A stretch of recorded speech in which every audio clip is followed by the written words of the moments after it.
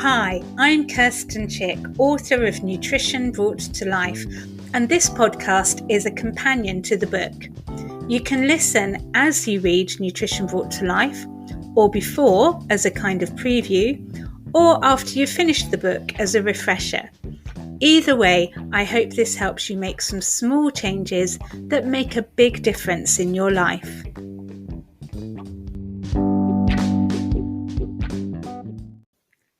Welcome back. Hopefully you've already listened to the introduction, but if not, don't worry, you can dive straight in here. Chapter 1 of Nutrition Brought to Life, the book, is called Why Aren't We Nourishing Ourselves? I actually originally wanted to call the book Nourish, but it took me 5 years to write between consultations, writing and teaching courses, and general life. And by the time I'd finished it, there were several other books out there called Nourish. But this is still a major theme of everything I do, because diet and nutrition plans can often feel punishing, bland, and soul destroying, where actually they should be nourishing.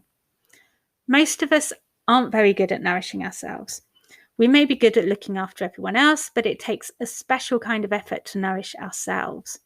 Deep down, a lot of us feel like we just don't deserve it. These patterns of low self-esteem can derive from specific situations, such as being bullied or abused in some way, but are also reinforced by social structures, conventions, and expectations. So we end up feeling guilty when we do something just for ourselves, just for the pleasure of it, or for how much we benefit from it, or perhaps not even knowing how to do that. But once we figure out how to really nourish ourselves, guilt-free, then we're in a much better place to serve and support our families and communities. So actually taking time out to focus on ourselves, to recharge, recentre, and rebalance can be a selfless act rather than a selfish one. So the first thing I'm going to ask you to do is write a list of things that nourish you on any level. Let's call it your Nourish list. It might be a walk in the woods, hanging out with family, reading a book, writing your journal, having a dance in the kitchen, sitting at the window and watching the clouds go by, cooking a meal from scratch, or meeting a friend for tea and cake. Yes, cake can be nourishing too. It just depends how you eat it. We'll come back to that. Once you have that list, and you can keep adding to it, by the way, I'd like you to schedule something in every day. Write it in your diary if you have one. Make it something different every day. Mix it up a bit so that every day you're doing at least one thing that nourishes you, guilt-free. Guilt is quite a stressful way to motivate you into action. And stress is unhealthy on a physical as well as mental and emotional level. Being recharged and inspired is a much more positive motivator. We're so good at guilt and judgment though.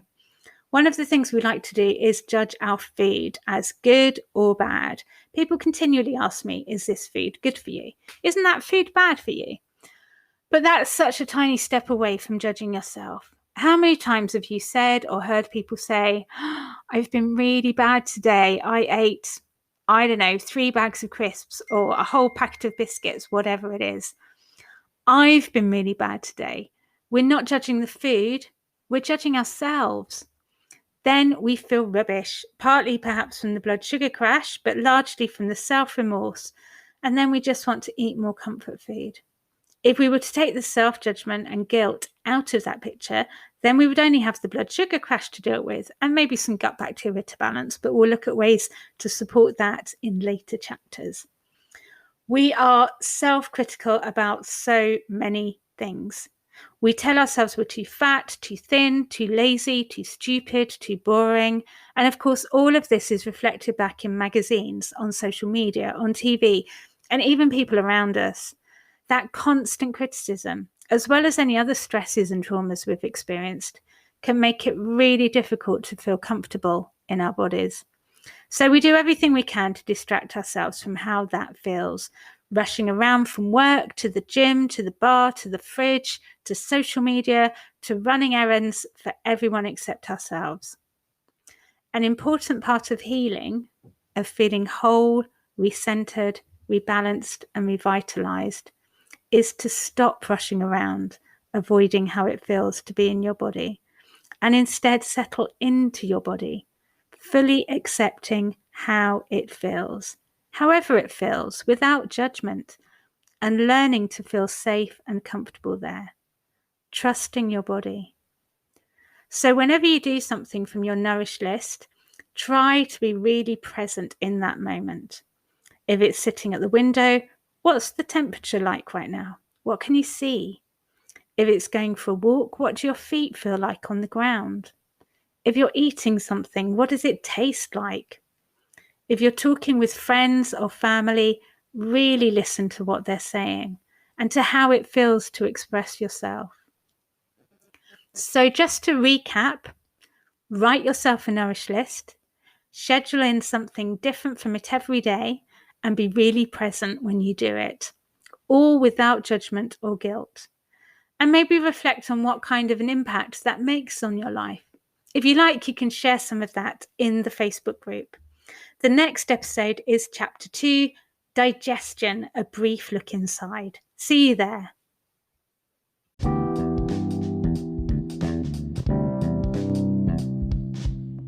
Thanks for listening to the Nutrition Brought to Life podcast. There's also a Facebook group you can join called Nutrition Brought to Life Podcast Community, where you can share useful insights and recipes, ask questions, and get more support on your nutrition journey. If you haven't read it yet, there's so much more in the book, Nutrition Brought to Life, as well as all the scientific references and some glorious pictures. And you can find out more about me at kirstenchick.com.